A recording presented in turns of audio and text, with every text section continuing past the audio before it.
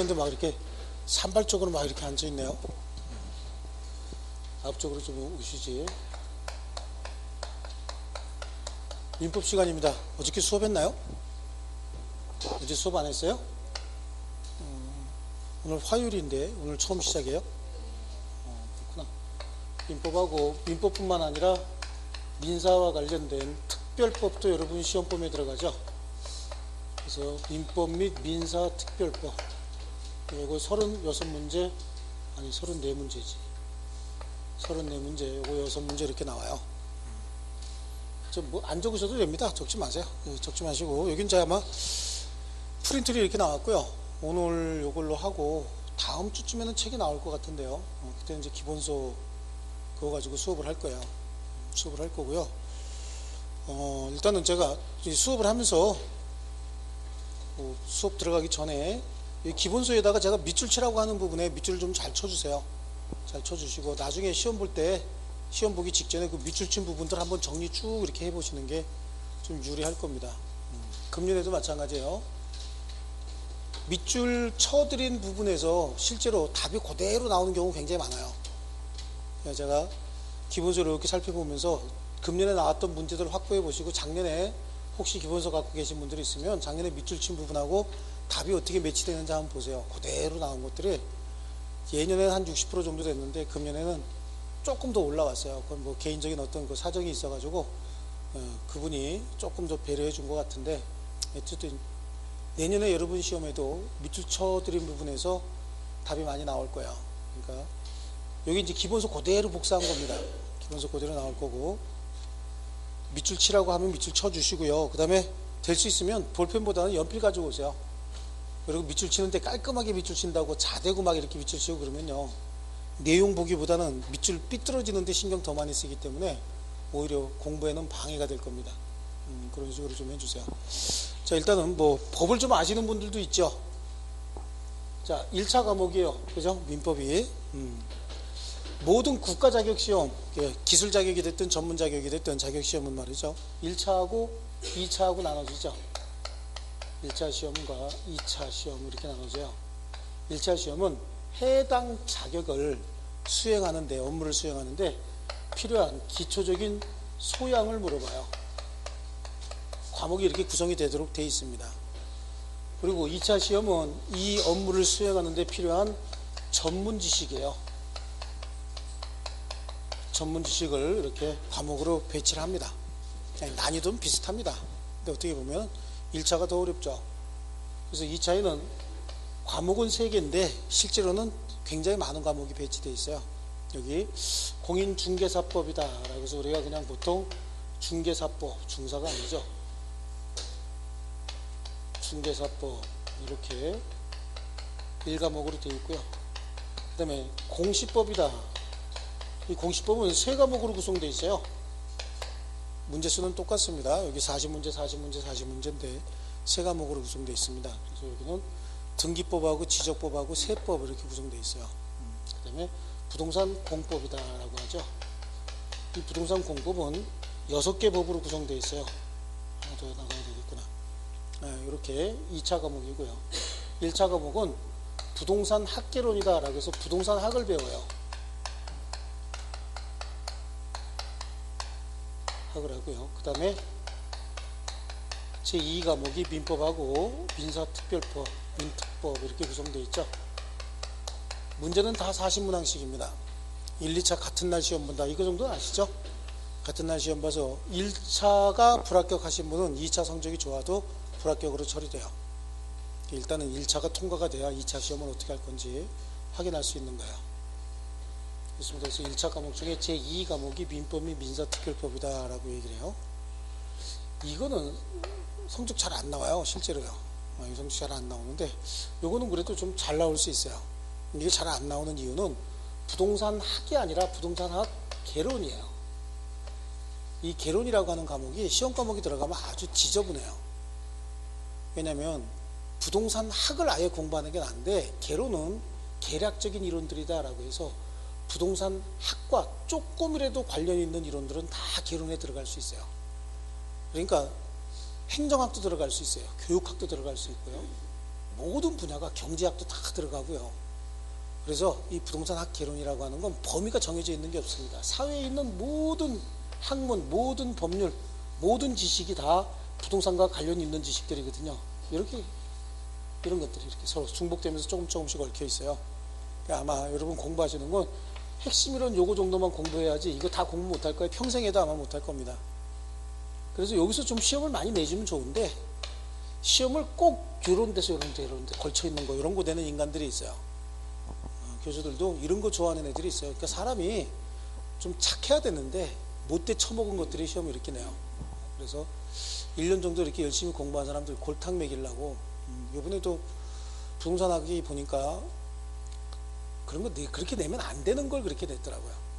한 대여섯 문제 이렇게 냈는데 뭐 40문제 중에서 뭐 16문제 틀려도 합격인데 대여섯 문제가 뭐 대수겠냐라고 하지만 수험생들은 그거 보고 시험장에서 거기서 벌써 딱 충격 먹으면 그 다음부터는 시험 안 풀려요.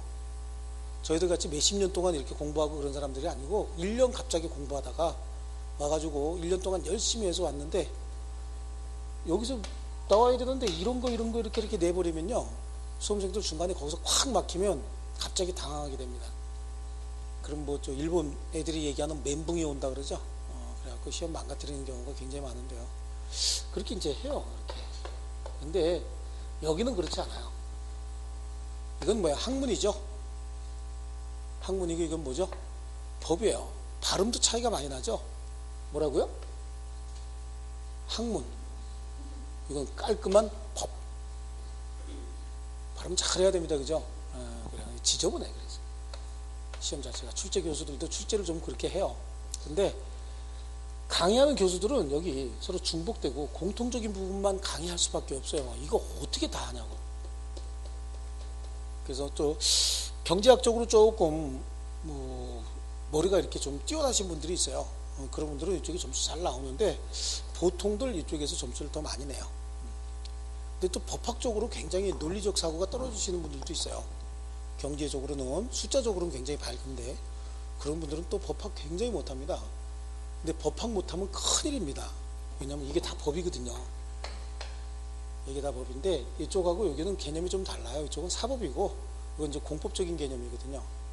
그러니까 거래 질서, 공공 질서를 지키기 위해서 필요한 법이 이쪽 법이라고 한다면 이건 개인 간의 거래를 원활하게 하기 위한 법이에요. 이건 질서 유지를 위한 것이고 이거는 거래를 원활하게 위한 법이다. 그래서 사법이고 공법이다 이렇게 얘기를 합니다. 이제 법을 이렇게 나눠지는데요. 어쨌든 간에 사법을 잘 알면 공법을 잘 할 수가 있어요. 기본적으로. 그래서 여기 있는 세법이라든지 공시법이라든지 지적법 같은 경우는요. 또 중개사법 이런 것들은 민법하고 관련이 굉장히 많아요. 그래서 이거 잘해두시면 여기에도 굉장히 많이 유리하다라고 하는 거고요. 뭐 얘기 많이 해봐야 크게 지금 뭐 들어오는 것도 없고 받아놓은 프린트를 언제 내가 스타트할 것이냐 이게 가장 관심이 크죠. 근데 그거 그다지 중요한 거 아니고요. 기본적으로 이번 시간에는 사실은 수업 안 하려고 왔는데 잘못하면 진도가 안 될 것 같아갖고 수업을 하긴 해야 돼요.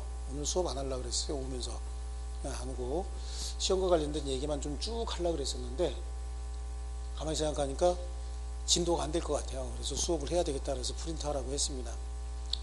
자, 일단은 법이라고 하는 거 있죠. 법학 공부하신 분이 있어요? 내가 법학을 공부를 그래도 할 만큼 했다. 아니면 대학에서 나는 전공한 사람이다. 그런 분 안 계시나요? 법학이나 경제학 전공하신 분 없어요? 내 학교의 전공을 잊어버렸다. 그런 분들 있나요? 예. 자, 먼저 이 법이라고 하는 거 있죠. 법. 이거는 삼수, 이건 물 얘기하는 거죠. 삼수변에 갈 것자예요. 물이 흘러가는 이치를 구체화해 놓은 게 법이죠. 이게 무슨 소린가요? 항공기 지나가는 소린가요? 그래요. 이 법인데 이 법은 크게 공법하고 사법으로 나눠져요. 공법, 사법 이렇게 나눠집니다. 이 공법은요, 국민이 있고 국가가 있을 때 국가가 국민을 규제하기 위한 가치규범을 총칭해서 공법이다 이렇게 얘기해요. 국가가 국민을 규제한대요. 국가가 더 높아요? 국민이 더 높아요? 이건 이렇게 눈치로 봐도 위에 썼으면 높은 거죠. 그래요. 근데 밑에 것들이 윗분을 규제하려고 하면 지네 마음대로 명령, 대통령 명령 이런 거 갖고 규제할 수가 없어요. 반드시 뭐가 있어야 돼요? 법률 규정이 있어야 돼요.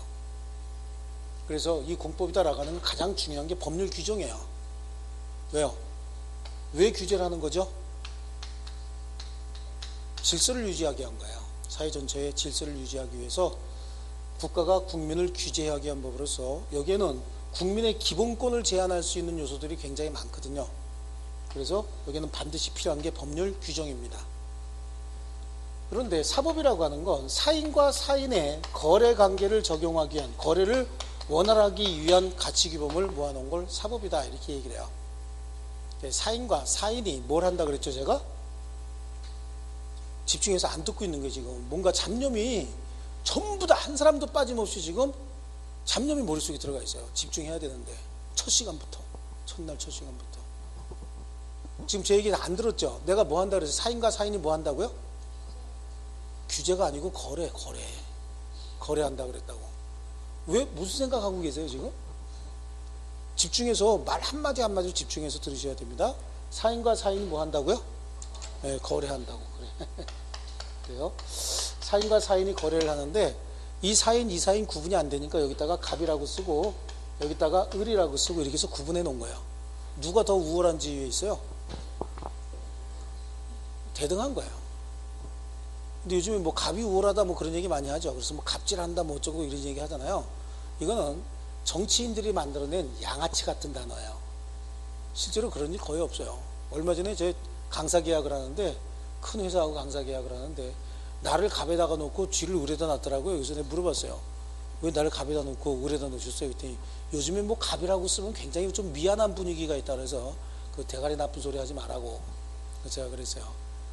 저 여의도에 있는 애들이 지네들 정치 이슈화하고 스포트라이트 받기 위해서 만들어낸 아주 못된 말들이에요. 그런 얘기는 실제로 그런 현상은 없습니다.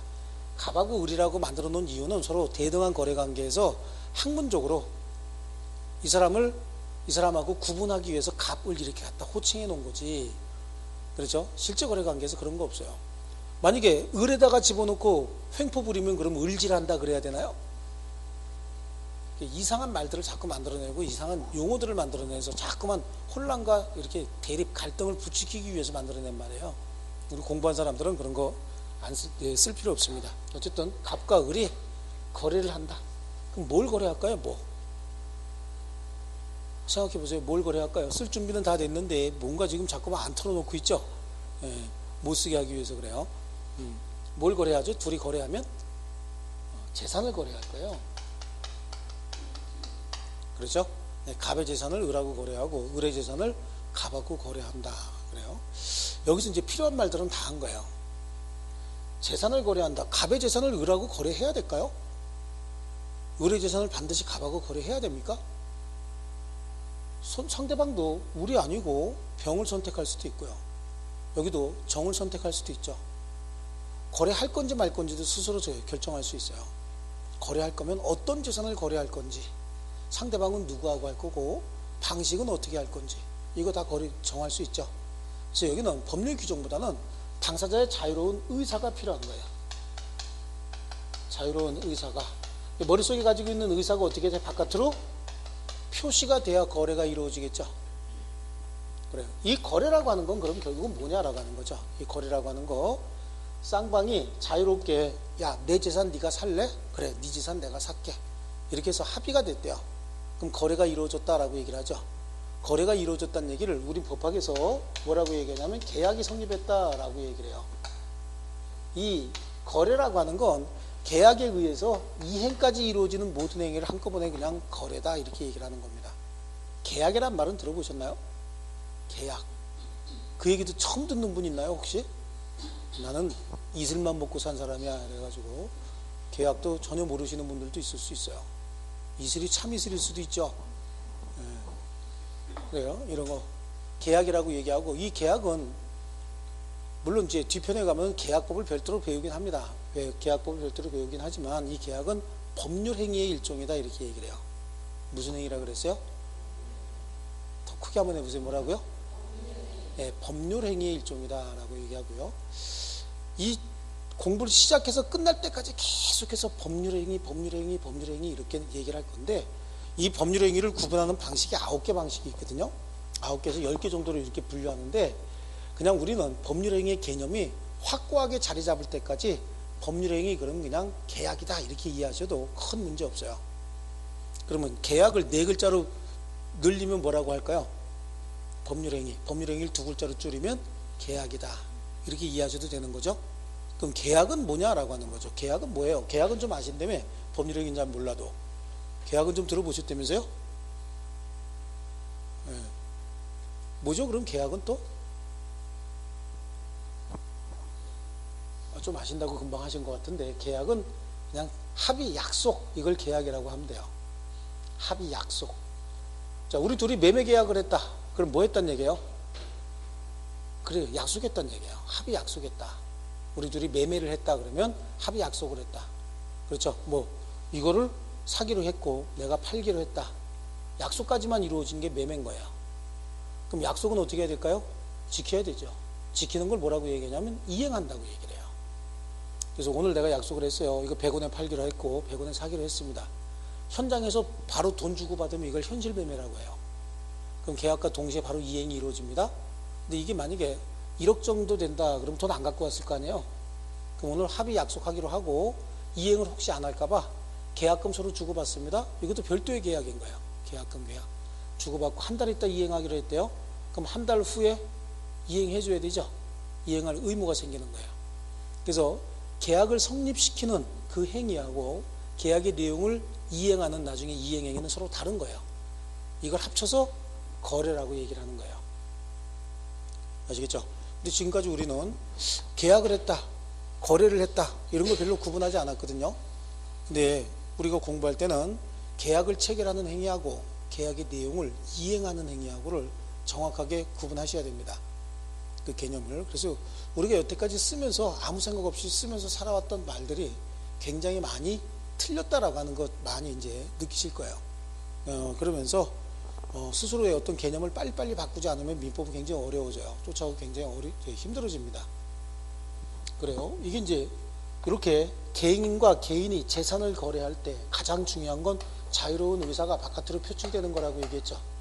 이런 의사가, 내 의사가 또 이분의 의사가 서로 내용도 일치하고 상대방도 일치하면 성립하는 법률행위를 뭐라고 부르냐면 계약이라고 얘기하고요. 법률행위의 90% 이상을 차지하는 게 이 계약이에요. 그러니까 계약을 4글자로 줄이면 제가 뭐라고 얘기했어요? 법률행위라고 얘기해도 되고, 법률행위를 2글자로 줄이면 계약이라고요. 재작년인가 3년쯤 전에 계약을 4글자로 늘리면 뭐라 그러죠? 계약 그러더라고요. 그것도 맞긴 하죠. 계약. 그렇죠? 네. 근데 우리는 배운 사람답게 교양 있게 뭐라고요? 법률행위다. 4글자로 줄이면요. 나중에 이제 법률행위 분류 같은 거 하다가 어느 정도 정착이 되고 나면 굳이 이렇게 얘기하지 않아도 9가지 분류 방식 중에 하나구나 라고 인식할 수는 있어요. 근데 법률행위 중에 가장 많은 게 내가 계약이라고 얘기했죠. 좋아요. 그러면 이 사법 중에 일반법이 민법이에요. 일반법이다. 일반법이 있으면 특별법이 있겠죠. 어떤 게 더 좋은 거예요? 일반법하고 특별법하고. 특별법이 더 좋은 거예요? 네? 한국 사람은 특별한 걸 굉장히 좋아하잖아요. 그죠? 한국 사람은 특별한 걸 좋아해요? 일반적인 걸 좋아해요? 일반적인 걸 더 좋아해요? 특별한 거 별로 안 좋아해요? 그래요. 그건 아주 잘하셨네요. 그래요. 특별한 거 별로 좋은 거 아니에요. 한국 사람은 그런 관념이 있죠. 가만히 있으면 어디 간다고요? 중간 간다라고 하는데 별로 좋은 건 아니죠. 그래요. 어쨌든 민법은 일반법이에요. 일반의 의미는 뭘 의미하는 거냐면 어디에나 다 존재하는, 어디에나 다 필요한, 어디에나 다 적용되는 그런 의미예요.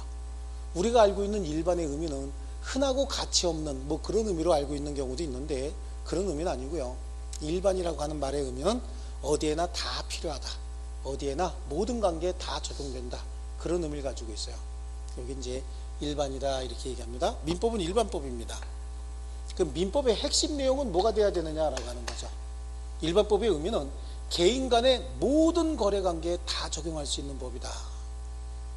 개인 간의 모든 거래 관계에 다 적용할 수 있는 법이 민법이에요. 모든 개인 간의 거래관계에 다 적용하는 겁니다. 그럼 민법의 핵심 내용은 뭐가 돼야 되느냐라고 하는 거 한번 다시 얘기해 볼게요. 민법의 핵심 내용은 뭐가 돼야 될까요? 민법의 핵심 내용이 뭐가 돼야 돼요? 여기서 이제 유추할 수가 있어요. 개인과 개인이 뭘 한다 그랬죠? 거래를 해요. 뭘 거래하죠? 재산을요.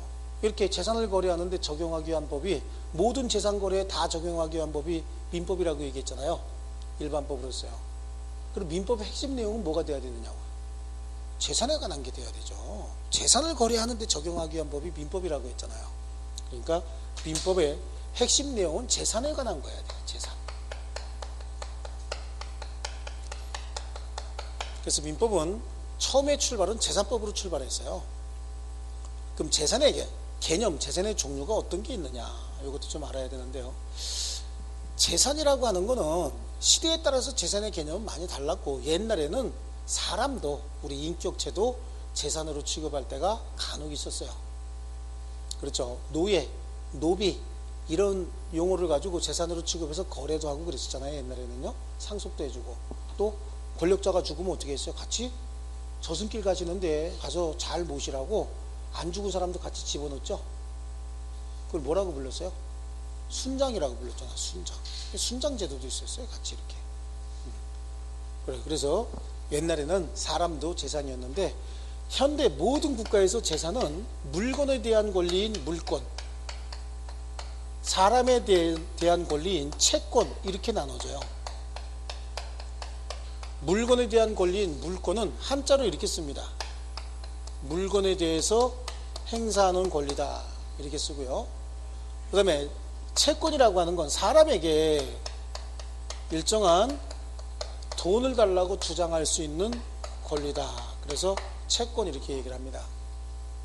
이 물권이라고 하는 건 권리의 주체인 인, 우리를 인이라고 합니다. 자연인도 있고 법인도 있는데, 민법은 주로 자연인을 그 대상으로 하고 있어요. 권리 주체인 인이 권리의 객체인 물건, 여러분이 가지고 있는 모든, 여러분이 질 수 있는 모든 게 다 물건이죠. 여기에 대해서 행사하는 배타적인 지배권이에요. 그래서 여기로부터 나오는 이익을 독점적으로 향유할 수 있는 권리다. 그래서 굉장히 배타적이고 독점적인 권리다.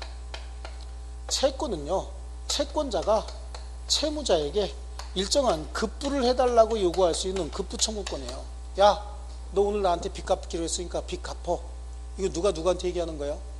채권자가 채무자에게 얘기하는 거죠.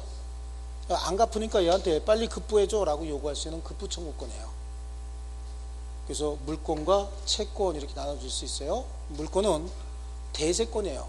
내가 가지고 있는 물건, 이거 내 거라고 얘기해 보세요. 얘가 내가 쓰고 싶은 대로 쓸 수 있죠. 누구 잘라줄 수도 있어요. 옆 사람이 그거 왜 자르냐 그럼 뭐라 그래요? 내 건데. 내가 이렇게 잘라서 이렇게 주니까 옆 사람이 그거 왜 자르냐고 물어보죠. 그럼 뭐라 그럴까요? 네가 뭔데 그러죠. 네가 뭔데 내 맘대로 이걸 내가 잘라서 누구 주든 말든 네가 뭔데 참견이냐, 이렇게 얘기할 수 있는 거예요. 배타적 지배권이고요. 그 얘기를 옆 사람만 하는 게 아니라 주변 사람들이 다 얘기한대. 그럼 그 사람들한테 다 네가 뭔데, 네가 뭔데 다 얘기할 수 있는 거예요. 순간적으로 사례가 왔습니다. 그래서 이걸 대세권, 세상 사람 누구에게나 다 주장할 수 있는 권리다. 대세권이고 절대권이다. 누구라도 이거 뺏어가면 뭐가 되는 거죠? 위법행위가 되는 거야. 그런데 채권은요, 채권자가 누구한테만 행사해야 돼요? 채무자에게. 채무자 부인한테 행사할 수 있을까요? 여기다가도 야, 남편 대신 갚어라고 할 수 있어요, 없어요? 없어요? 부인한테? 왜 부인한테 못해요? 부부는 일심동체 아니에요? 옛날 얘기죠, 일심동체. 요즘 뭐예요? 뭐예요? 요즘은 남이에요? 그렇게 살아요? 도장 찍기 전에는요, 일심동체잖아요. 요즘은 왼수라 그래요. 왼수. 오래 산 부부는 평생 왼수고, 그죠? 그러다 헤어지면 철천지 왼수라 그러죠. 그래서 대신 안 갚아줘요, 요즘은요. 옛날이나 깍두기들이 남편 진빚을 네가 갚아라 그러고 협박하면 부인들이 겁을 먹었지, 요즘엔 부인들 그런 거 겁 안 먹죠. 부인들 요즘에 부인한테 가서 협박하면 부인이 어떡하고 나온대요? 우통 벗고 나온대요. 한판 붙자고. 실제로 실제로 우통 벗고 나온대요. 그래야 주변 사람들이 딱 시선을 볼 거 아니에요. 어쨌든 간에. 그래서 여자들한테 머리끄댕이 잡히면 여자들이 이건 나요, 안 나요? 여자들은 머리끄댕이 잡으면 절대 안 나요. 깍두기들이 머리를 짧게 깎고 다니는 이유가 그거예요. 여자한테 머리채 잡히면 이게 머리가 길면 이게 안 뽑히거든. 어떻게 도망가야 되잖아요. 그러니까 머리가 짧아야 뿌리치면 그냥 빠지겠죠. 그래서 짧게 깎고 다닌대요. 여기다 청구할 수 없어요. 여기다만 청구해야 돼요. 그러니까 대인권이에요. 대인권, 대세권이 아니고요. 그리고 이 사람이 이행하지 않았을 때만 채무불이행, 위법행위가 되는 거지.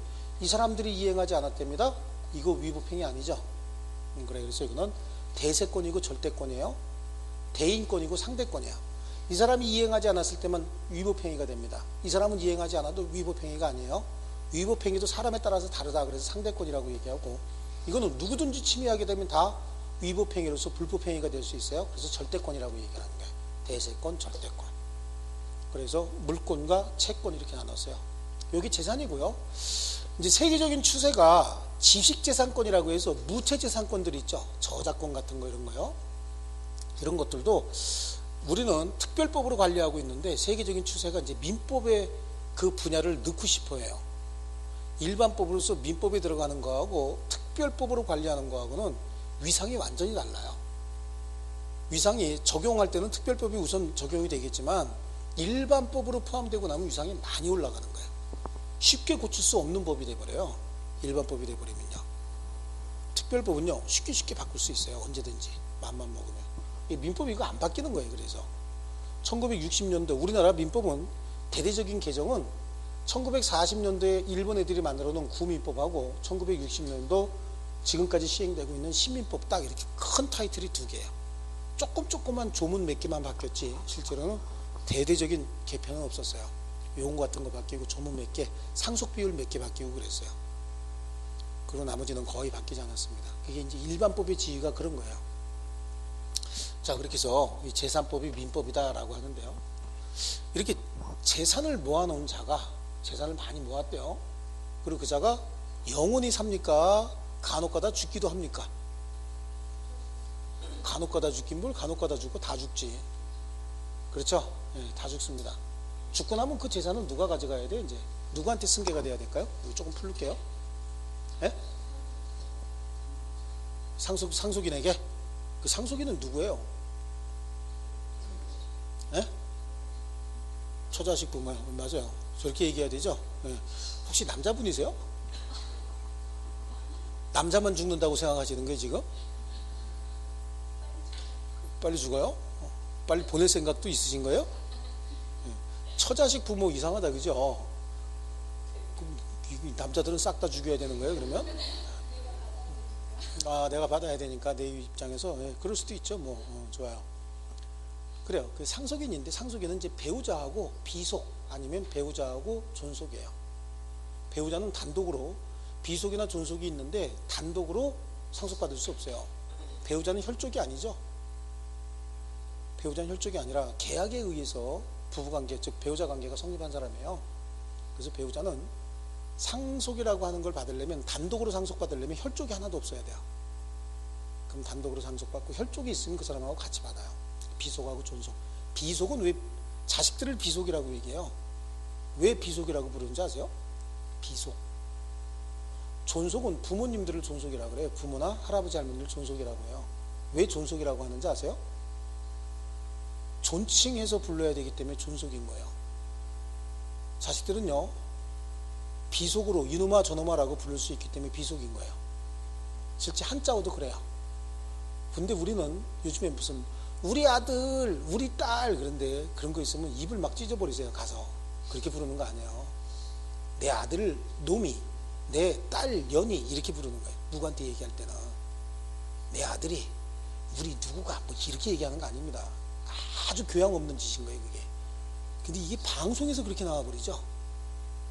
방송에서 그렇게 나오고 연속극에서 그렇게 나오니까 이게 막 통용되고 있어요. 아까 내가 대전역에서 이렇게 잠깐 보다가 보니까 우리말 곱게 쓰자고 캠페인을 하더라고요. 대전역에서요. 좀 이렇게 스크린으로 이렇게 나오는데 그거 보고 굉장히 이 대전이 좀 서울하고 좀 다르네 그런 생각 좀 많이 했어요. 우리말 잘 써야 되는데 그죠? 예.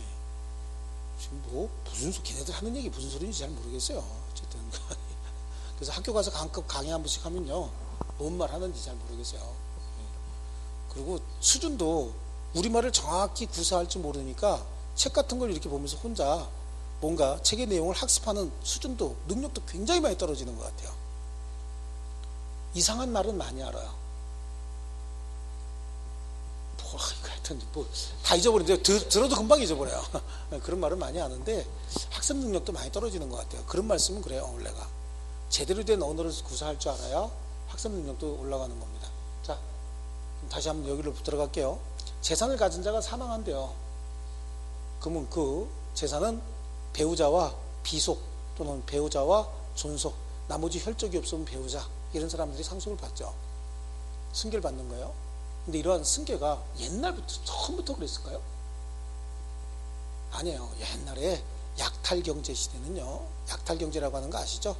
스스로 뭔가 만들어서 생산해서 먹는 게 아니라 있는 걸 그냥 따먹고 남의 거 뺏어먹고 그럴 때도 재산은 있었어요. 힘 있는 부족이, 힘 있는 리더가 그 부족의 재산을 다 가지고 있었다고. 그리고 부하들에게 이렇게 조금씩 나눠줬죠. 근데 그 리더가 죽었대요. 족장이 죽었대, 대장이 죽었다. 그러면 그 사람이 가지고 있던 재산은 그 처자식, 배우자와 어린 자녀들이 가져갔을까요? 아니에요. 옛날에는요. 그 다음으로 힘 있는 놈이 뺏어갑니다. 근데 뺏어가기 위해서 자기가 모든 걸 다 차지했다라고 하는 걸 과시하기 위해서 제일 먼저 하는 게 뭐죠? 그 부인을, 아시죠? 안 죽여요. 왜 부인을 죽여요? 그렇게 되면 옛날부터도 남자가 힘없는 여자를 죽였다라고 하면 정당성이 많이 떨어져요. 그렇기 때문에 여자는 안 죽입니다. 남자들이 어떻게 해요? 겁탈을 합니다. 겁탈을 해서 내가 완전히 모든 걸 다 정복했다라고 하는 그런 의미를 부여하기 시작하는 거예요. 그리고 재산을 다 가져가고, 아들은 어떡합니까? 싹 다 죽입니다. 아들들은. 왜냐하면 족장의 아들이고 힘 있는 자의 아들들은 또 다 어떻게 해요? 그 피가 어디가 안 가거든요. 대충 다 힘이 있게 커요. 그러다 보니까 나중에 후환이 들어서 싹 죽이고, 딸들은 전부 어떻게 해요? 노예를 삼아버려요. 자기 놀이개를 만들어버리는 거예요. 딸들은 다. 그래서 비참한 삶을 살게 합니다. 자, 그러다 보니까 족장들이 어떻게 해요? 힘 있는 사람들이, 내가 죽고 나면 암만 해도 부인은, 또 자녀들은 나이가 어리잖아요. 그러니까 내가 죽고 나면 후환이 들어온 거예요. 얘네들 때문에. 그러니까 누구를 키우냐면 자기 나이 많이 차이 나는 자기 동생을 키우는 거예요. 그래서 동생을 힘있게 키워놓습니다. 자기가. 그 나이가 점점 먹으면 이제 동생은 힘이 점점 세지겠죠. 그러다가 동생에게 모든 걸 물려주고 자리를 물러나는 거예요. 힘이 있을 때. 혼란을 막기 위해서요. 그래서 처음에 상속의 개념이 생겼을 때는요, 약탈이 아니라 상속, 승계의 개념이 생겼을 때는 형제 상속이었었어요. 옛날에는 왕위도 그랬어요. 국사에서 아마 배우셨을 거예요. 형제 상속이라고 하는 거예요. 그래서 형제 상속이 이루어졌어요. 그러다 보니까 형제로 계속 이렇게 재산이 승계되다 보니까 제도가 안정적으로 잘 운영이 되겠죠. 사회가 안정이 되고, 힘이 없는 사람들도 함부로 남에게 그 권리를 침탈당하거나 뺏기지 않는 그런 개념이 정착이 되고 사회가 안정이 된다. 그 이야기는 제도가 정비가 된다라고 하는 거예요. 우리 역사 속에서도 보면요, 각 나라의 왕들 중에서 가장 그 존경을 많이 받고 여러 가지 일을 많이 했던 왕들이 뭘 정비한 사람들이에요? 제도, 법을 만든 사람들이에요. 신라 시대가 가장 번성했던 시대가 언제예요? 진흥왕, 법흥왕이에요. 법흥왕이 법을 만들어서 제도를 정비하고, 그럼 굉장히 국가가 부강해지고 안정적이 됐다, 그런 얘기거든요. 그 다음엔 어떻게 되는 거죠? 외세로 힘이 뻗쳐나가는 거예요. 그래서 제도가 정비가 되면 힘없는 사람도 그 제도, 법에 의해서 보호를 받죠. 그러니까 그 다음에 상속이 이루어진 게 뭐예요? 법이 안정이 되고 사회가 안정이 되다 보니까 여성들이 재산을 상속받고 어린아이들이 재산을 상속을 받아도 쉽게 뺏어가지 못하는 거죠. 그러다 보니까 자녀들로 이렇게 상속이 됐던 거고, 자녀들에게 이렇게 상속이 됐던 건 우리 인류 역사 몇십만 년 중에서 그 불과 몇백 년 안 돼요. 자녀들이 상속받기 시작한 건요. 그리고 한국은 어땠어요? 한국은 누가 주로 상속받았죠? 예? 장남이요? 그거는 굉장히 잘못된 상식이에요. 우리 경국대전에 보면, 조선시대 경국대전에 보면요, 시집간 딸들도 다 상속해 줬어요. 근데 일본 아이들이 한국에 와갖고 민법을 만들면서 구민법이 이렇게 보면은 장자가 상속하도록 돼 있어요. 근데 일본 민법도 그런 게 없어요. 한국 민법만 일본 아이들이 만들어주면서 이상한 제도를 집어넣는 거예요. 그러니까 옛날에는 형제가 많았잖아요. 5명, 6명, 10명까지도 낳고 그랬죠. 그리고 아버지가 돌아가시면 그 모든 재산을 싹 다 누가 가져요? 법적으로? 장남이 혼자 가져가는 거예요. 장남이 법적으로 이렇게 보장이 돼 있으니까 큰 며느리는 동생들 주고 싶은 마음이 있어요, 없어요? 없는 거야. 그러니까 뭐가 생겨요? 형제 간에 벌써 분쟁이 생기고, 그래서 가족 간의 갈등이 사회 갈등으로 이어지고, 그래서 갈등을 조장하기 위해서 그놈들이 만들어 놓은 게 그런 제도예요, 실제로. 그래서 어느 나라가 다른 나라를 지배한다는 얘기는 가장 먼저 하는 게 뭐예요? 제도적으로 지배를 해야 돼요. 제도적으로 갈등의 소지가 있는 제도를 먼저 만들어 놓고, 그 다음에 뭘 지배하는 거죠? 문화를 지배하는 거예요, 의식을. 그래서 그건 이제 일본 아이들이 한국을, 우리 조선을 침탈해서 한국을 침탈하는 과정도 똑같습니다. 제도적으로 민사적으로 재산의 분쟁을 만들어 놓고, 그 다음에 문화 정책을 통해서 한국말 못 쓰게 하고 일본말만 쓰게 하고, 그 다음에 한국 신문들을 이렇게 폐간하고, 그래야 눈을 가릴 거 아니겠어요? 이런 절차를 밟아왔던 거예요. 그런데 1960년대에 민법이 개정이 되면서 이제 장남이 상속 비율은 많아요. 한꺼번에 바뀌기 쉽지가 않잖아요. 몇십 년 동안, 40, 50년 동안 이루어져 왔던 그 제도를 한꺼번에 바뀌기가 쉽지가 않죠. 그러니까 장남의 상속 비율을 가장 많이 줬고, 그 다음에 다른 자녀들도 상속 비율을 줬어요. 그러다가 1991년도에 민법이 개정이 되면서 장남이든 차남이든 관계없이, 시집간 딸이든 시집 안 간 딸이든 관계없이 상속 비율은 똑같아졌습니다. 상속을 가장 많이 받는 사람이 누구예요? 배우자예요. 배우자가 상속을 가장 많이 받습니다. 1.5 대 1 이렇게 상속을 받아요. 그러다 보니까 배우자의 지위가 굉장히 높아졌죠. 그전엔 배우자의 지위가 굉장히 낮았어요. 근데 이것도 경국대전에 보시면요, 조선시대 때 남편이 출세를 하죠. 그럼 부인은 뭘 받아요? 자기를 받아요. 남편과 대등한 자기를 받아요. 그래서 정경부인이네 무슨 부인이네 이런 호칭이 주어지고, 종삼품, 종이품이라고 해서 남편과 대등한 품위를 받아요. 우리나라에 여성을 막 그렇게 비하하고 그랬던 적 한 번도 없어요. 일본 아이들이 들어오면서 그렇게 만들었던 거예요. 그래서 한국의 여성을 비하하고 지위를 열등하게 만들어야 지네들이 마음대로 갈취할 수 있었던 거예요. 여성, 성마저도 갈취하기 위해서 그렇게 했던 거죠. 그러니까 일본 사람들이 우리나라한테 준 피해는요, 그 뭐 어떤 36년간의 지배 이런 거 말고 우리 의식을 굉장히 많이 피폐하게 만들었고, 그런 게 더 큰 문제고, 이거는 쉽게 바뀌지 않는 거예요. 그래요. 옛날엔 전부 다 뭐 갖고 싸워요? 총 갖고 싸워요? 칼 갖고 싸워요? 칼, 창 이런 거 갖고 싸우잖아요. 그러니까 그때는 우리나라뿐만 아니라 전 세계가 다 남존여비예요. 왜냐면 큰 칼 가지고 있는 게 유리할까? 요만한 칼 갖고 싸우는 게 유리할까? 큰 칼. 왜? 멀리서 찌를 수 있잖아. 멀리서 찌르려면 팔에 힘이 있어야 되죠. 물리적으로 잘 이해가 안 가세요? 네. 팔에 힘이 있어야 되잖아요. 그러니까 힘은 남자가 더 셀까, 여자가 더 셀까? 남자가 더 센 거야. 그러다 보니까 전쟁을 하기 위해서 남자들이 대우받던 시대는 전 세계 어디나 다 있었어요. 그리고 사회가 정착이 되고, 우리 근대 국가 시대에 1900년도부터 1945년도 요때까지가 사상이 많이 발전하고 의식이 많이 발전할 때인데, 그때 우리는 일본의 지배를 받았기 때문에 나라가 이 모양 이 꼴이 된 거예요. 분쟁과 갈등 이런 것들이 굉장히 많죠. 반목, 대립, 분쟁, 갈등이 굉장히 많잖아요. 뭔가 단합된 이런 모습이 하나도 없죠.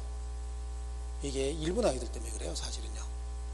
예, 그네들이 미국이 이렇게 한국에 들어와 가지고 한국을 이렇게 좀 정착을 시키려고 하다 보니까, 그때 독립군들, 뭔가 의식 있는 사람들은 한국에 있었을까요? 전부 만주로 가 있었을까요? 만주로 가 있었고요. 한국에 남아있던 사람들은 다 누구예요? 친일파들인 거예요. 그러니까 걔네들은 교육을 받아서 글을 알아요. 뭔가를 알아. 책도 읽을 줄 알고. 근데 독립운동하던 사람들은 한국에 들어오지도 못한 거야. 자식을 교육도 못 시켰어요. 그러니까 전부 문맹인 거야. 그러니까 미국 아이들이 한국을 지배하고 통치하기 위해서 필요한 애들이 누구예요? 친일파들인 거예요. 걔네들이 들어와서 교묘하게 역사를 왜곡하고 교묘하게 사회적인 분위기를 이상하게 만들었던 거예요. 그래서 친일파를 전부 몰아내야 되는 거예요. 친일파들. 그래서 실제로 뭐 우리 뭐 정치하는 사람들 중에서도 뭐 일제시대 때 우리 아버지가 장사해서 돈을 버신 거다라고 하는데 100% 거짓말입니다. 일본 아이들이 지네들한테 충성 안 하면 장사해서 돈 벌게 했을까요? 절대 그러지 않았던 거죠. 그 사람이 힘 있는 사람이다 보니까 얘기들 못하고 있는 거지. 사실은 거기서 그건 거짓말이다라고 강력하게 얘기할 수 있는 사람이 나와야 되는데 그게 지금 안 나오고 있죠. 왜? 거기 있는 300명 중에 대부분이 다 뭐야? 몇 명 빼놓고 대부분이 다 그때 그랬던 사람들이에요. 그때 거기서 돈이 있었던 사람들이에요. 여야 다 마찬가지예요. 다. 우리 할아버지는 굉장히 가난하셨어요. 만주가 계셔갖고. 그러니까 우리 할아버지는 최소한 친일파 아니었다 그런 얘기예요. 최소한. 여러분도 마찬가지죠? 그래요. 왜냐면 중개사 공부하러 나오신 분들이 그렇게 많이 부자는 없어요. 옛날부터 부자는 없어요. 옛날부터 부자는 여기 안 나오죠. 지금 뭐예요? 외제차 끌고 어디 가 있어요? 외국에 가 있겠지. 날 추워지면 외국 가 있고 날 더워지면 다시 들어오고 그런 다음에 걔네들은요. 그러고 살 거예요 아마. 아니면 여의도 가 있던가 둘 중에 하나 하고 있을 겁니다. 그래서 이 재산을 승계하기 위해서 필요했던 게 뭐예요? 또 다른 제도가 있었는데 가족제도가 필요했던 거예요. 그래서 가족법이고요. 가족법에는 어떤 자들이 친족에 해당하고 그런 자들은 어떤 비율로 상속을 받는다. 이렇게 구성이 된 거예요. 그래서 이렇게 4개 편으로 이렇게 구성해 놓고 보니까 여기 권이라고 하는 권이 있잖아요. 권. 이걸 뭘 얘기하냐면 권리를 얘기하는 거죠. 똑같은 내용, 중복되는 내용이 굉장히 많더라 그런 거예요. 중복된 내용만 뽑아가서 별도로 모아놓은 게 총칙이에요.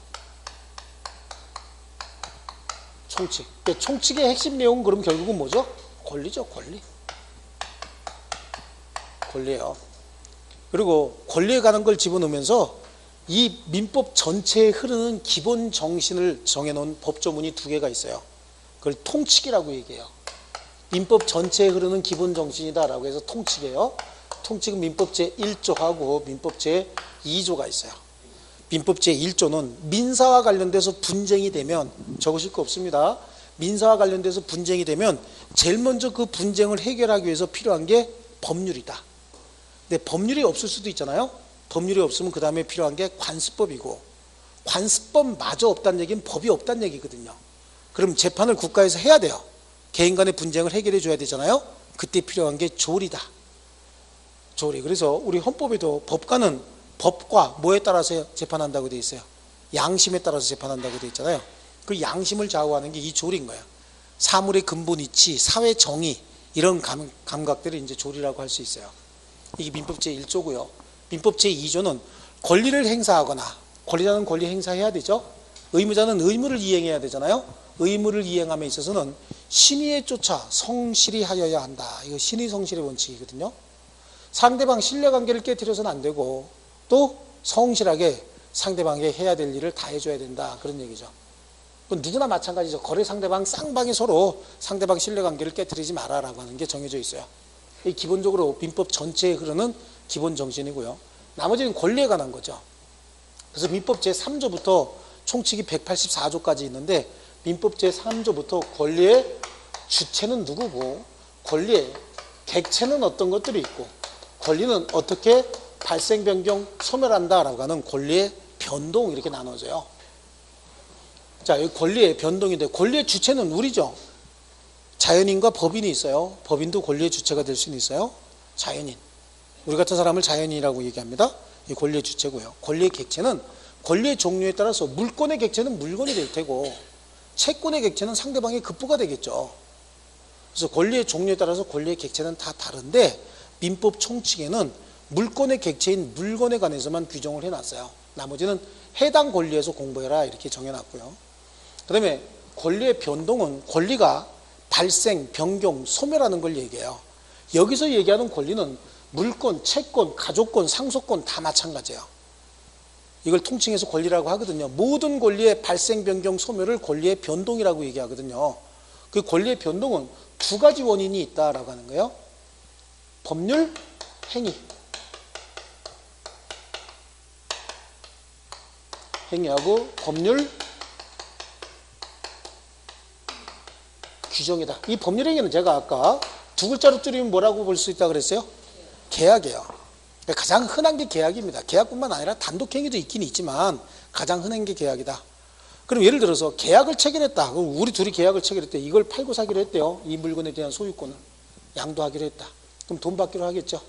그럼 이 물건에 대한 소유권이 나에게 있다가 내가 돈을 받고 인도하게 되면 이분에게 넘어가겠죠. 권리가 나로부터 이분에게 이동하는 거야. 그럼 내 권리는 소멸하고 이분의 권리는 새로 발생하는 거죠. 발생, 변경, 그 다음에 소멸. 이런 과정을 권리의 변동이다라고 하는 거예요. 쉽게 얘기하면 법률행위죠. 아니면 법률행위가 없어도 법률 규정에 의해서 권리가 발생, 변경, 소멸하기도 합니다. 아까 그랬잖아요. 재산을 가진 자가 사망하게 되면 그 재산은 누구에게 승계될까요? 상속인에게. 상속인이면 비속과 배우자, 그렇죠? 아니면 배우자와 존속 이렇게 얘기한다 그랬잖아요. 그거 어디서 정해놓은 거예요? 법에 정해놓은 거예요. 법에. 과거에는 어떻게 한다 그랬어요? 장자가 다 가져간다고 얘기했죠? 그거 왜 그렇게 했어요? 법에 그렇게 정해져 있던 거예요. 그럼 언제 권리를 승계하는 거예요? 피상속인 사망과 동시에. 사망과 동시에 등기하지 않아도 그냥 상속인에게 권리가 승계가 돼요. 무조건. 왜? 법에 그렇게 정해져 있는 거예요. 그래서 권리 변동의 원인은 크게 법률 행위와 법률 규정이 있다라고 하는데요. 이것도 우리 시험범위 아니에요. 아니고 이것도 우리 시험범위 아니에요. 여기서부터가 우리 시험범위인데 1조부터 권리의 객체까지가 102조까지예요. 그럼 우리 시험범위는 어디냐? 법률 행위죠. 몇 조부터요? 103조부터 시작해서 154조까지예요. 나머지 155조부터 184조는 또 법률 규정에 의한 권리 변동이거든요. 그러니까 총칙에 법조문 쉬운 두 개인가요? 쉬운 하나인가요? 요거만 우리 시험 범위 들어가요. 여기서 10문제가 나와요. 플러스 마이너스 한 문제 정도는 될 수 있죠. 금년에 9문제 나왔더라고요. 그 다음에 물권이 있죠. 물건에 대한 배타적 지배권이라고 아까 제가 말씀드렸죠.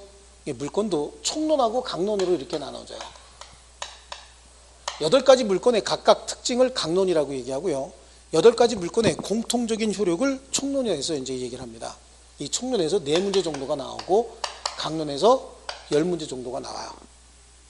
이런 정도로 이렇게 출제가 돼요. 근데 이것도 플러스 마이너스 한 문제 정도는 되겠죠.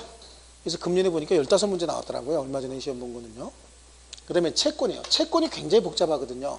이 채권도 총론하고 강론으로 나눠지는데 각각의 채권의 발생 원인을 강론에서 얘기를 하는데 채권의 발생 원인의 가장 일반적인 게 계약이에요. 계약과 기타, 부당이득, 불법행위 이런 것들을 통해서도 채권이 발생하기도 합니다. 또 이 계약은요. 계약 총론하고 계약 강론으로 나눠지는데 계약은 15가지 유형의 전형 계약이 있고요. 이 계약 말고도 굉장히 많은 종류의 계약이 있어요. 수천 가지, 수만 가지 계약을 만들어낼 수 있어요. 자, 가위바위보해서 업어주자. 이 계약이죠. 이 계약인 거예요. 가위바위보해서 업어주자. 누가 업어줘요? 이긴 사람이 업어줘요? 진 사람이 업어줘요? 누가 그래요? 그럼 계약으로 정하면 되는 거예요. 이긴 사람이 업어주자 정할 수도 있죠. 진 사람이 업어주자라고 정할 수도 있다고. 그럼 고정관념 자꾸만 깨야 되는 거예요. 이제 민법 배우면서요. 그럼 가위바위보 먼저 하고 업어주는 겁니까? 일단은 가위바위보 하고 난 다음에 정하는 겁니까? 업어주기도. 아니에요. 아니라니까. 그것도 정할 수 있어요. 가위바위보 먼저 해보고 그 다음에 진 사람이 업어주자 이긴 사람이 업어주자 정할 수 있어요. 합의를 통해서 약속을 통해서 그렇게 정하면 되는 거야. 그러니까 가위바위보 해서 진 사람이 업어주자라고 가위바위보 하는 게 아니라 일단 먼저 가위바위보 해놓고 난 다음에 진 사람이 업어주자 이긴 사람이 업어주자라고 약속하면 되는 거야. 그럼 누가 억울해요? 가위바위보 하고 난 다음에 결정하자. 그럼 이긴 사람이 억울해요? 진 사람이 억울해요? 정하기 나름인 거예요. 억울하는 거 하나도 없어요. 싫으면 합의 안 해주면 되잖아요. 그럼 계약이 성립 안 될 거 아니냐고. 합의했다는 얘기는 뭐죠? 자기도 만족한다는 얘기예요. 그래 어떤 남자하고 어떤 여자가 가위바위보 해서 업어주기로 했대요. 남자는 업어주나 업히나 똑같죠. 그럼 지면 어떻고 이기면 어떠냐고. 안 그래요? 여자도 마찬가지죠. 업히나 업어주나. 업어주면 근데 무릎이 좀 아프겠다 여자들은. 남자들은 좀 무거우니까 그죠? 뭐 아닌 척하고 그래. 똑같지. 남자나 여자나 다 똑같습니다 그게. 그래 그러다 보니까 자기가 만족하지 않으면 합의 안 해주면 되는 거예요. 거부해버리면 되잖아요. 그러니까 합의가 성립됐다는 얘기는 서로가 만족을 얻었다 그런 얘기예요. 그래 그래서 계약 총론 여기서 요거 우리 시험 범위 내에 들어가고요. 계약 강론 15개 전형 계약 중에서 우리 시험에 들어가는 거 3개밖에 없어요. 그래서 한 5문제, 물론 플러스 마이너스 한 문제 정도는 오차가 있어요. 그래서 이렇게 여기서 10개, 여기서 14개, 여기서 10개, 그래서 34문제가 민법에서 시험에 나오고, 민사특별법 5개 있어요. 5개 민사특별법이 있는데 여기서 6문제 정도가 나와요. 6문제 정도가 나오고, 금년같이 조금 이상하게 문제를 막 이렇게 출제 교수 그 사람이 그 자기가 전공한 게 담보물권 쪽이라 담보물권에서 6문제를 내더라고. 가등기 담보등에 관한 법률 해서 2문제를 내고, 저당권하고 유치권에서 4문제를 내버리더라고요. 그리고 지상권은 나오지도 않았고 지상권 나와야 되는데 이렇게 좀 냈더라고요. 여기 보니까 그 사람이 그 지상권을 별로 안 좋아하는 사람인가 보다. 그런데 실제로 그 박사학위 논문이 담보물권이었어요, 그 양반이. 그러다 보니까 담보물권을 6문제나 문제를 내는데 보통들 한 문제 정도씩 나오거든요. 각각 한 문제 정도씩. 그런데 6문제, 그래서 많이 내면 2문제 나와야 되는데 금년에 6문제 나왔죠. 보신 분이 없네 보니까. 그래서 네 그러면 그 사람은 뭐예요? 작년에 공부하신 분이구나. 그러고 내가 알 수 있는데 아무도 그쵸, 들키지 않으려고 최선을 다하는 건지. 좋습니다. 여기서 6문제 정도 나와요. 이게 보통 보면은 총칙 10문제 중에서 여기서 많이 맞춰요. 암만 공부 열심히 해도 이게 6문제 정도밖에 못 맞춰요, 여기서요. 그리고 민사특별법은 6문제 중에서 최소한 4문제는 어느 정도 맞출 수 있어요. 이건 쉽게 맞춰요. 4문제 정도는요. 그 다음에 계약법은 10문제 중에서 한 8문제 정도 맞춥니다. 이거 쉬워요. 계약법이 좀 쉽습니다. 그래서 여기서 한 8문제 정도고요. 물권법이 조금 어려워하는 사람도 있어요. 그래서 이거는 암만 못 맞춰도 8개 정도는 맞춰요. 14개 중에서 어려워해도요. 그럼 여기서 몇 개요? 6개. 여기서 8개, 그럼 14개죠. 여기서 8개 그럼요 22개. 여기서 4개 정도면 26개. 그럼 2개 남죠? 그럼 좀 안심이죠. 2개 정도 남으면. 잘못 썼을 가능성도 있으니까. 그래요. 1년 동안 공부하시면서 제가 여러분한테 부탁하고 싶은 건 모의고사 있으면 무조건 보세요. 모의고사 있으면 무조건 보시고요. 혹시 학원에서 특강한다 그러면 무조건 들으세요. 여러분이 필요하다 필요 없다를 여러분이 판단하면 안 돼요. 지금 제가 수험생을 19번째 받고 있습니다. 그러니까 19년 차 들어간다는 얘기예요. 횟수로는 만 18년이 되려면 내년 2월 22일이 돼야 만 18년 돼요. 강의한 지는. 근데 수험생은 19번째 수험생을 제가 지금 강의를 하고 있는 겁니다. 근데 역대로 제가 여태까지 이렇게 봐가지고 하나도 빠짐없이 다 쫓아오신 분이 떨어진 경우는 거의 못 봤어요. 특강을 하게 되면 선생님이 또 필요하고 학원에서도 필요하니까 특강을 하는 거예요. 실제로 이제 기본서 나와보면은요, 이렇게 두꺼워요. 이걸 2달 과정에 끝내서 계속해서 반복을 하겠다라고 하는데, 이거 법과대에 4년 동안 내내 배우는 거예요. 그걸 여러분은 어떻게 해야 돼요? 1년 내에 끝내야 돼요. 1년 내에 끝내다 보니까 이거 여기서 다 강의 못하는 것들 특강 같은 거 통해서 많이 또 보완해야 되고요. 어떤 분은 모의고사 보라 그러면 시험 볼 때가 안 됐대. 시험 볼 때가 왜 안 됐어요? 그랬더니 뭐 알아야 시험 보죠? 라고 얘기하더라고. 그러면 내년에 10월 말에 보는 중개사 시험도 보러 갈 자격 없는 거예요. 뭐 알아야 시험 보러 가지? 여러분이 알고 시험 보러 가는 게 아니에요. 몇 점 맞으러 가는 거예요? 60점 맞으러 가는 거예요. 60점 맞은 사람이 아는 사람이에요? 잘 모르는 사람이잖아. 우리 학교 다닐 때 60점 맞는 애들이 공부 잘해요? 못하잖아, 그죠? 공부 잘한다 그러면 그래도 90점 정도는 맞아야 공부 좀 잘하고 좀 안다 그런 거죠? 그럼 60점 맞는 건 뭐예요?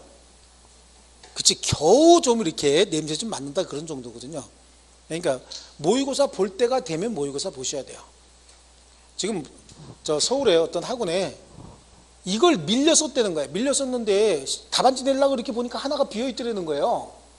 그러니까 밀려 썼다 그런 얘기죠. 그러니까 이걸 바꿔달라고 하는데 감독관이 옆에 그 안에 있는 수험생들한테 지금 종이 울렸는데 바꿔줄까요? 라고 했더니 전부 싫다 그런다는 거야. 그 해줘도 되는데 수험생들이 다 싫다 그런다는 거죠. 그거 안 바꿔줬다는 거예요. 무조건 떨어진 거지, 밀려 썼으면. 그게 뭐냐면 그 사람도 그렇게 맨날 모의고사는 봐. 근데 답안지는 안 내요 또. 왜? 답안지 체크를 안 하는 거야. 그러니까 이게 연습이 안 되니까 그것도 또 떨어지는 거예요. 1년 동안 그렇게 공부하고 답안지 내라 그러면 좀 내고 시키는 대로 잘 해야 돼요. 여기 법학 전공하신 분들은 혼자 공부해도 되죠. 또 시험 내가 선수야. 나는 진짜 학교 다닐 때 엄청나게 많은 시험을 봤어. 그래서 시간 지났잖아요. 시간 많이 지났으니까 시키는 대로 하고 잘 순종하시는 분이 꼭 붙어요. 이 학원 제가 작년에 5월 말에 저녁반에 오신 분이 있어요. 그분이 2달 공부하고 그만두려고 그랬어요. 그분 처음에 왔을 때 나하고 상담할 때 제가 그랬어요. 절대 필기하지 말고 책을 안 갖고 다녀도 좋다. 필기하지 말고 그냥 잘만 봐라. 잘만 듣고 가라. 그러는데 그분이 2달 듣고 난 다음에 머릿속에 하나도 없다는 거예요. 남자분인데 머릿속에 하나도 안 남았다고 그만두겠다고 하더라고요. 그래서 제가 아니다. 한 번 더 들어봐라. 문제풀이 2달 딱 듣고 문제풀이 들어갔어요. 문제풀이 하면서 한 번 더 들어봐라 라고 했는데 그 이후에 특강 같은 거 다 쫓아 들어오고 난 다음에 9월 달쯤 돼가지고 또 그만둔대요. 그래서 넌 분명히 합격할 거니까 그대로만 그냥 해라. 근데 10월 중순쯤 돼가지고 그때 이제 뭔가 나오기 시작한다는 거예요. 성적이 보니까 한 모의고사 이렇게 보면 27개, 8개씩 꾸준히 나오더라고요. 그전에는 20개도 안 나왔어요. 그러니까 여러분이 60점이 완성되는 그 시기는 10월 중순이야. 10월 15일. 10월 15일이 돼야 60점이 완성이 되는 거예요. 시험은 10월 15일로부터 한 열흘 정도 있다가 보거든요. 열흘에서 2주 정도 있다가. 그래요. 그럼 2주 동안 잘 갈고 닦아서 가면 되죠. 그 대신 하나도 빠짐없이 결석하지 말고 끝까지 오셔야 돼요. 꾸준하게. 쉽진 않아요. 지금 생각은 굉장히 결의에 차갖고 끝까지 해야지라고 하는데요. 이거 하고 또 한 가지 부탁하고 싶은 거는요. 주변 사람들한테 나 공인중개사 공부한다고 공포하세요. 이게 무슨 간첩 교육 받으러 다니는 것도 아니고 주변 사람들 모르게 쏙 해가지고 그죠? 왜? 떨어지면 쪽팔릴까 봐. 근데 안 그래. 100명이 시험 보면 20명만 합격하는 시험이 이거예요. 80명이 떨어지는 시험이에요. 10,000명이 시험 보면요 2,000명만 합격해요. 많이 붙으면. 그럼 8,000명이 떨어져요. 10만 명이 시험 보면요 2만 명만 붙고 8만 명이 떨어진다고. 금년에 19만 명 시험 봤죠? 그렇죠? 한 3만 5천 명 붙고 나머지 16만 명 이상은 다 떨어지는 거예요. 근데 이거 시험에 떨어졌다고 해서 그렇게 쪽이 팔려요? 안 팔리는 거야. 이거 쪽팔리는 거 아니에요. 떨어진 사람이 오히려 정상적인 사람이고 붙은 사람들은요 독한 것들이지. 그죠? 독한 것들이 붙는 거야. 그러니까 공시해요. 공부한다고 공시하고 책 있잖아요. 이만큼 갖다가 더 갖다 보여주세요. 이거 1년 내에 다 끝낸다고. 그러면 쉽게 무시 못해요. 쉽게 무시 못하고 또 합격하고 나면 자랑거리도 있지만 떨어져도 또 어떻게 해. 여기 부인들 많잖아요. 가정생활하고 애들 키우면서 공부한다? 이거 쉽지 않거든요. 실제로. 또 여러분들 여기 남성분들도 몇 분 계시지만 여성분들 공부하신다 그러면 배우자님께서 적극 협조할까요? 천만의 말씀이야. 질투하면 질투했지. 그렇죠? 그거 뭐 하려고 그래? 그러죠? 그리고 붙고 나면요. 붙고 나면 어떻게 개업해서 돈 좀 안 벌어오나 이제 그런 생각을 하면서도 평상시에는 그거 뭐 하려고 그래? 이렇게 얘기를 한다고. 왜? 내가 당장 불편하거든요. 그러니까 학원에서 커리큘럼 정해준 대로 하나도 빠짐없이 다 쫓아오시고 복습 열심히 하시고 예습하라고는 안 그래요. 복습 열심히 하시고 제가 줄 쳐준 건 무슨 일이 있어도 집에 가서 내용을 알든 모르든 악을 쓰고 읽으셔야 돼요. 큰 소리로 많이 읽으시면 돼요. 큰 소리로 줄치려는 것만 줄치고.